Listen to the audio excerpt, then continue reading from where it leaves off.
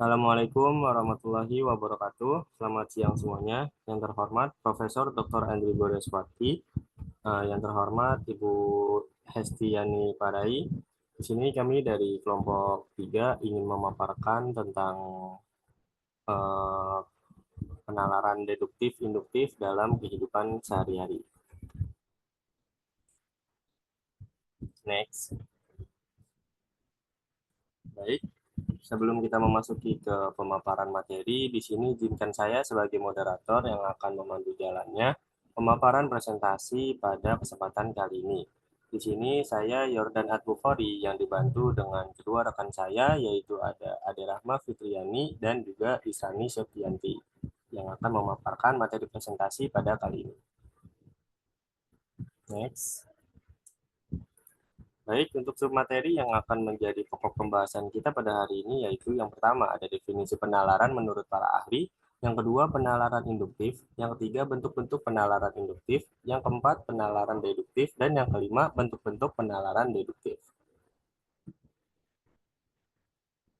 Untuk materi pertama yaitu definisi penalaran. Penalaran berdasarkan Kamus Besar Bahasa Indonesia yaitu cara atau perihal menggunakan nalar, pemikiran atau cara berpikir logis melalui jangkauan pemikiran. Contohnya di sini kepercayaan, tahayul, serta yang tidak logis haruslah dikikis habis. Hal yang mengembangkan atau mengendalikan sesuatu dengan nalar dan bukan dengan perasaan atau pengalaman. Proses mental dengan mengembangkan pikiran dari beberapa fakta atau prinsip. Dan juga ada beberapa indikator tentang penalaran, yaitu memberikan alasan mengapa sebuah jawaban itu atau pendekatan terhadap suatu masalah adalah dengan yang masuk akal. Terus juga menganalisis pernyataan-pernyataan serta memberikan contoh yang dapat mendukung atau yang bertolak belakang. Next. Nah, untuk definisi selanjutnya yaitu menurut para ahli. Di sini Bakti pada tahun 1986 mengemukakan bahwa penalaran atau reasoning merupakan suatu konsep yang paling umum untuk menunjukkan pada salah satu proses pemikiran untuk sampai pada suatu kesimpulan sebagai pernyataan baru dari beberapa pernyataan lain yang telah diketahui. Next. Nah, ahli yang selanjutnya yaitu Surya Sumantri pada tahun 2001 mengumumkan secara singkat bahwa penalaran adalah suatu aktivitas berpikir dalam pengambilan suatu simpulan yang berupa pengetahuan. Next. Nah, baik, untuk pemaparan materi selanjutnya akan dijelaskan oleh Israni Septianti.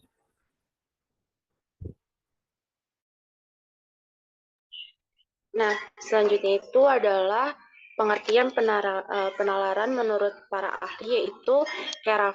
Menurut Keraf, pada tahun 1985, ia berpendapat bahwa penalaran adalah suatu proses berpikir dengan menghubung-hubungkan bukti, fakta, petunjuk, atau eviden menuju kepada suatu kesimpulan. Penalaran dapat juga diartikan sebagai proses berpikir yang bertolak dari pengamatan indera atau pengamatan empirik yang menghasilkan sejumlah konsep dan pengertian. Berdasarkan pengamatan sejenis juga akan terbentuk proposisi yang sejenis.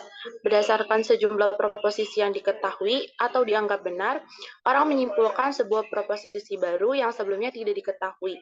Proses ini yang disebut dengan menalar. Dalam penalaran, proposisi yang dijadikan dasar penyimpulan disebut premisi atau antecedents, dan hasil kesimpulannya disebut dengan konklusi atau konsekuensi. Hubungan antara premis dan konsekuensi disebut konsekuensi. Selanjutnya,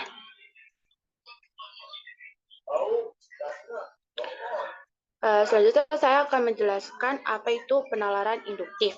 Penalaran induktif merupakan hal yang dari khusus ke umum, sehingga dapat dikatakan berpikir induktif adalah pola berpikir melalui hal-hal yang dari khusus lalu dihubungkan ke hal-hal yang umum. Maka penalaran induktif adalah proses yang berpangkal dari peristiwa yang khusus yang dihasilkan berdasarkan hasil pengamatan empirik dan menghasilkan suatu kesimpulan atau pengetahuan yang bersifat umum.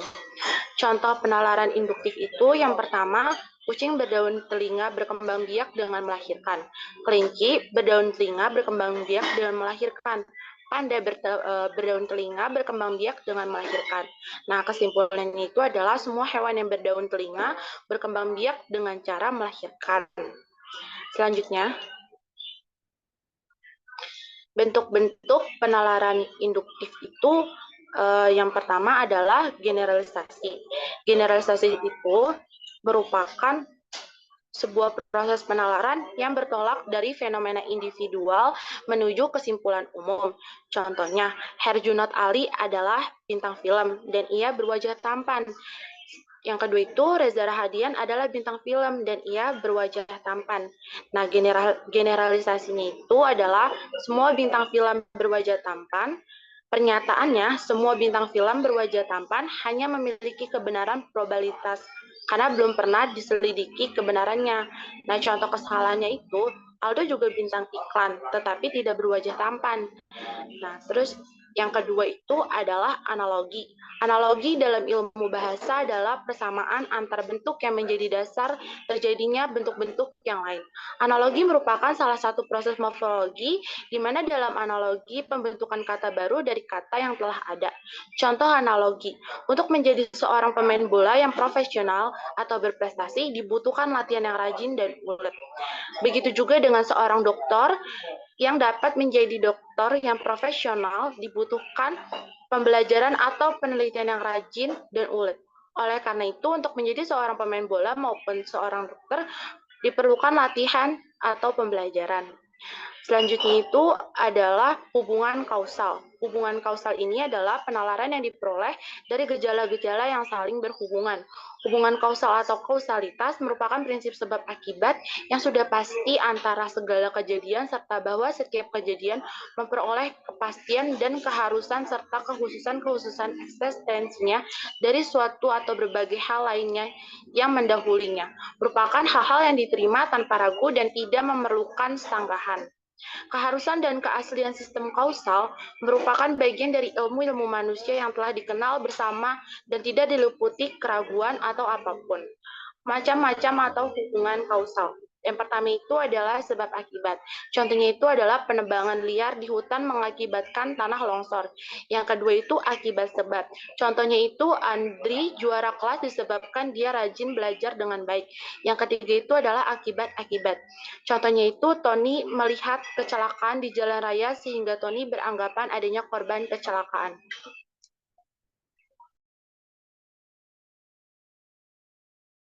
Selanjutnya, Baik, untuk pemaparan tentang penalaran deduktif akan dilanjutkan oleh rekan anggota kelompok saya, yaitu Ade Rahma Fitriani. Kepada Ade Rahma Fitriani, dipersilakan. Baik, selanjutnya materi dari penalaran deduktif merupakan metode untuk menarik kesimpulan dengan menghubungkan data-data yang bersifat umum, kemudian dijadikan suatu simpulan atau fakta yang khusus. Contohnya, premis 1, semua makhluk adalah ciptaan Tuhan. Premis 2, manusia adalah makhluk hidup. Yang ketiga, kesimpulannya, manusia adalah makhluk ciptaan Tuhan.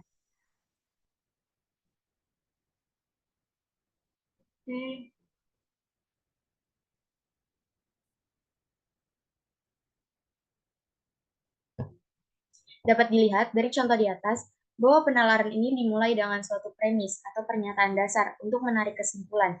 Kesimpulannya merupakan implikasi pernyataan dasar itu. Artinya, apa yang dikemukakan di dalam kesimpulan secara tersirat telah ada di dalam pernyataan tersebut. Jadi, sebenarnya, proses dedukasi ini tidak menghasilkan suatu pengetahuan yang baru, melainkan pernyataan kesimpulan yang konsisten berdasarkan pernyataan dasarnya. Yang kedua ada bentuk penalaran deduktif. Menurut bentuknya, penalaran deduktif ini dibagi menjadi dua, yaitu silogisme dan entimen. Yang pertama, silogisme. Silogisme merupakan suatu cara penalaran yang berpikir atau menarik simpulan yang terdiri atas premis umum, premis khusus, dan simpulan. Silogisme merupakan suatu cara penalaran yang formal, namun bentuk penalaran ini jarang dilakukan dalam komunikasi sehari-hari. Yang sering dijumpai hanyalah pemakaian polanya, meskipun secara tidak sadar. Contoh pola silogisme yang standar Yang pertama, premis mayor, semua manusia akan mati. Yang B, premis minor, si A adalah manusia. Kesimpulannya, si A akan mati. Secara singkat, silogisme dapat dituliskan jika A sama dengan B dan B sama dengan C, maka A sama dengan C. Silogisme itu terdiri dari silogisme kategorial, silogisme hipotesis, dan yang terakhir ada silogisme disjungtif.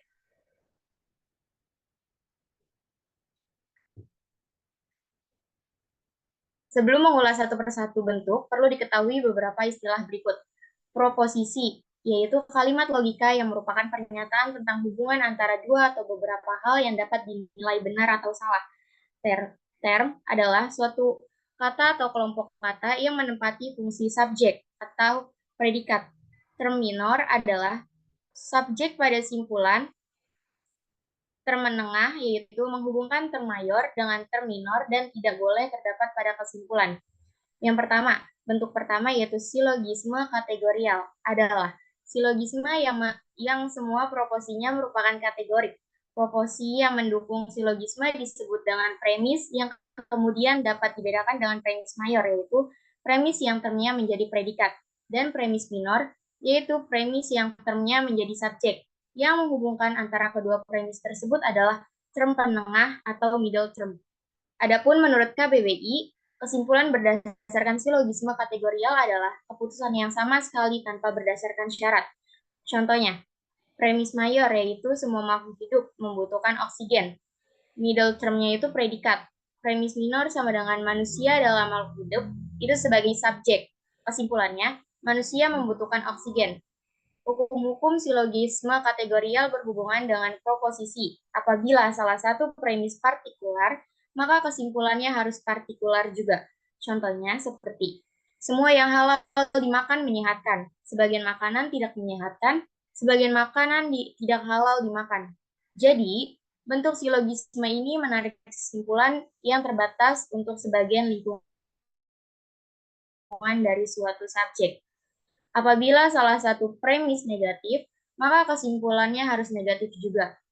Contohnya seperti, semua korupsi tidak disenangi, sebagian pejabat melakukan korupsi, sebagian pejabat tidak disenangi. Dari dua premis yang sama-sama partikular, tidak sah diambil kesimpulan. Contohnya, beberapa orang kaya kikir. Yang kedua, beberapa pedagang adalah kaya. Beberapa pedagang adalah kikir. Dua premis yang sama-sama negatif tidak sah diambil kesimpulan, karena tidak ada mata rantai yang menghubungkan kedua proposisi premisnya. Kesimpulan dapat diambil bila sedikitnya salah satu premisnya itu positif. Contohnya seperti, kerbau bukan bunga mawar, kucing bukan bunga mawar. Itu tidak ada kesimpulannya. Hukum-hukum silogisme kategorial berhubungan dengan term. Setidaknya satu term menengah harus tertebar atau mencangkup kalau dari dua premis. Term penengahnya tidak tertebar akan menghasilkan kesimpulan yang salah. Contohnya seperti, semua ikan berdarah dingin, binatang ini berdarah dingin, binatang ini adalah ikan. Term predikat dalam kesimpulan harus konsisten dengan term predikat yang ada pada premisnya. Bila tidak, kesimpulan menjadi salah. Contohnya seperti, kerbau adalah binatang, kambing bukan kerbau, kambing bukan binatang. Term penengah harus bermakna sama, baik dalam premis mayor maupun premis minor. Bila term penengah bermakna ganda, kesimpulan akan menjadi lain. Contohnya seperti, bulan itu bersinar di langit, Januari adalah bulan, Januari bersinar di langit. Silogisme harus terdiri dari 3 term, yaitu term subjek, term predikat, dan term penengah. Apabila hanya terdiri dari sebuah term dari 2 buah term atau melebihi dari 3 term, maka tidak bisa diambil kesimpulannya. Yang kedua, ada silogisme hipotesis. Silogisme hipotesis adalah argumen yang premis mayornya berupa proposisi hipotetik, sedangkan premis minornya adalah proposisi kategorik. Macam-macam tipe silogisme hipotesis. Yang pertama, premis minornya mengakui bagian antecedent. Contohnya, jika hujan, saya naik beca. Sekarang hujan, jadi saya naik beca. Yang kedua, premis bila hujan, bumi akan basah. Sekarang bumi telah basah, jadi hujan telah turun. Yang ketiga, ada premis minornya mengingkari antecedent. Contohnya seperti, Jika politik pemerintah dilaksanakan dengan paksa, maka kegelisahan akan timbul. Politik pemerintahan tidak dilaksanakan dengan paksa, jadi kegelisahan tidak akan timbul. Yang keempat, premis minornya mengingkari bagian konsekuennya. Contohnya, bila mahasiswa turun ke jalanan, pihak penguasa akan gelisah. Pihak penguasa tidak gelisah, jadi mahasiswa tidak turun ke jalanan. Yang keempat ada silogisme disjungtif, adalah silogisme yang premis mayornya keputusan disjungtif, sedangkan premis minornya kategorik, yang mengakui atau mengingkari salah satu alternatif yang disebut oleh premis mayor. Silogisme ini terdiri dari dua macam. Yang pertama ada silogisme disjungtif dalam arti sempit dan silogisme disjungtif dalam arti luas. Silogisme disjungtif dalam arti sempit mayornya mempunyai alternatif kontradiktif. Contohnya, ia lulus atau tidak lulus. Ternyata ia lulus, ia bukan tidak lulus. Silogisme disjungtif dalam arti luas, premis mayornya mempunyai alternatif bukan kontradiktif. Contohnya seperti, Hasan berada di rumah atau di pasar. Ternyata tidak di rumah, jadi Hasan berada di pasar. Silogisme disjungtif dalam arti sempit maupun arti luas mempunyai dua tipe. Tipe pertama, premis minornya mengingkari salah satu alternatif. Konklusinya adalah mengakui alternatif yang lain. Contohnya, seperti dalam kalimat, ia berada di luar atau di dalam. Ternyata tidak berada di luar, jadi ia berada di dalam. Ia berada di luar.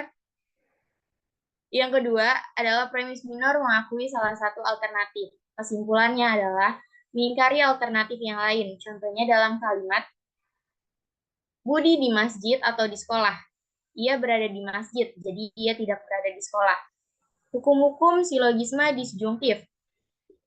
Dalam arti sempit, yaitu konklusi yang dihasilkan selalu benar apabila prosedur penyimpulannya valid. Contohnya dalam kalimat, Hasan berbaju putih atau tidak putih. Ternyata berbaju putih, jadi ia bukan tidak berbaju putih. Atau Hasan berbaju putih atau tidak putih, ternyata ia tidak berbaju putih, jadi ia berbaju non-putih. Yang kedua ada silogisme disjungtif dalam arti luas. Bila premis minor mengakui salah satu alterna konklusinya, yaitu sah atau benar. Contohnya dalam kalimat, Budi menjadi guru atau pelaut. Ia adalah guru, jadi Budi bukan pelaut. Bila premis minor mengingkari salah satu alterna konklusinya tidak sah atau salah terdapat dalam kalimat, penjahat itu lari ke Solo atau ke Jogja. Ternyata tidak lari ke Jogja, jadi ia lari ke Solo. Bisa jadi lari ke kota lain. Yang kedua, bentuk kedua itu ada entimen. Praktek nyata berbahasa dengan pola silogisme memang jarang dijumpai dalam kehidupan sehari-hari, baik tulisan maupun lisan. Namun, entimen yang pada dasarnya adalah pola silogisme sering dijumpai pemakaiannya. Di dalam entimen, salah satu premisnya dihilangkan atau tidak diucapkan karena sudah sama-sama diketahui. Contohnya, menipu adalah dosa karena merugikan orang lain. Kalimat di atas dapat dipenggal menjadi dua bagian. Menipu adalah dosa itu sebagai kesimpulan, karena menipu merugikan orang lain itu sebagai premis minor karena bersifat khusus. Dalam kalimat di atas, premis yang dihilangkan adalah premis mayor. Untuk melengkapinya, kita harus ingat bahwa premis mayor selalu bersifat lebih umum. Jadi tidak mungkin subjeknya itu menipu. Kita dapat menalar kembali dan menemukan premis mayornya. Perbuatan yang merugikan orang lain adalah dosa. Untuk mengubah entimen menjadi silogisme, mula-mula kita cari dulu kesimpulannya. Kata-kata yang menandakan kesimpulan ialah kata-kata seperti jadi, maka, karena itu, dengan demikian, dan sebagainya. Kalau sudah, kita temukan apa premis yang dihilangkan. Saya kembalikan ke moderator. Baik, next. Baik, terima kasih. Mungkin itu adalah pemaparan materi yang telah kelompok 4 sampaikan mengenai penalaran deduktif dan induktif dalam kehidupan sehari-hari. Next.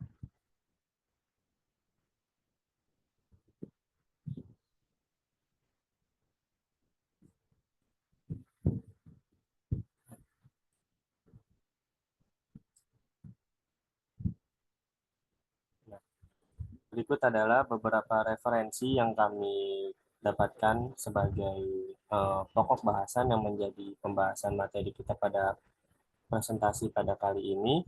Mungkin itu saja yang dapat kami sampaikan. Kurang lebihnya mohon maaf. Wassalamualaikum warahmatullahi wabarakatuh.